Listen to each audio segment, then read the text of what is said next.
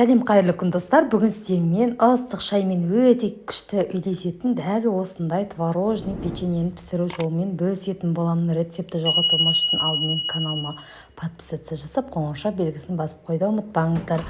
Алдымен айранымыздың үстіне бір дана жұмыртқамызды қосып, үстіне шекерімізді салып, екеуін жақсылап венчикпен араластырып алатын боламыз. Барлығын жақсылап араластырып, оның үстінен ерітілген сары майымызды құйып, оны да жақсылап араластырып алатын боламыз. Барлығы бір келкі масса болғанша араластырамыз. Барлығын араластырып дайындап алғаннан кейін алдын ала ұнымызды електен өткізіп дайындап қоятын боламыз достар.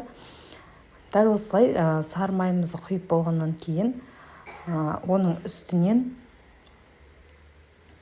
жақсылап араластырып, міне барлығы бір келкі масса болғанша араластырып алдым. Енді оның үстінен електен өткізілген ұнымыздың үстінен разрыхителімізді салып, екеуін жақсылап араластырып алатын боламыз.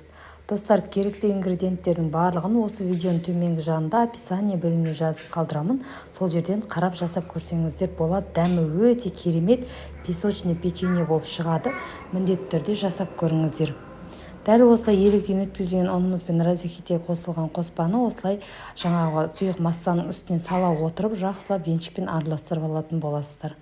Жақсылап араластырып, біраз кішкене араластырғаннан кейін, одан кейін қолдың көмегімен жұмсақ қамыр етіп елеп дайындап алатын боламыз.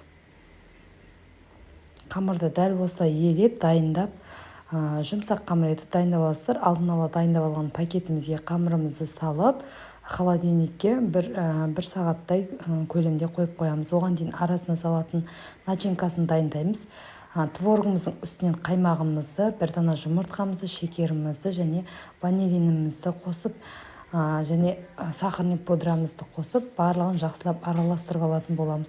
Бір келкі масса болғанша араластырамыз. Өздеріңіздің қалауларыңыз бойынша блендермен не болмаса осылай қасықтың көмегімен езгілеп масса дайындап аласыздар. Барлығын бір келкі масса етіп дайындап аламыз. Бізде дәл осындай масса дайын болып шығады. Енді осы салманы дайындап алған қамырымызды алып, пакеттен алып, дәл видеодағыдай етіп жайып аласыздар. Дәл видеодағыдай жайып, төрт бұрышты формада жайыңыздар мейлінше. Дәл осылай жайып алғаннан кейін жаңағы салмамызды салып, оны жақсылап қасықпен дәл осылай барлық жеріне бірдей етіп жайып шығатын боламыз. Барлығын жайып дайындап алғаннан кейін дәл рулет ораған тәрізді етіп, дәл видеодағыдай орап аласыздар.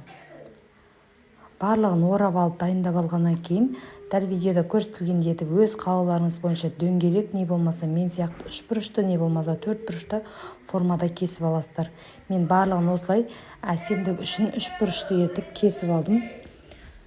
Үш бұрышты етіп кесіп алғаннан кейін үстінен жұмыртқамыздың сарысын жағып, 180 градуста қызып тұрған пешімізде 25 минут шамасында пісіріп алатын боламыз.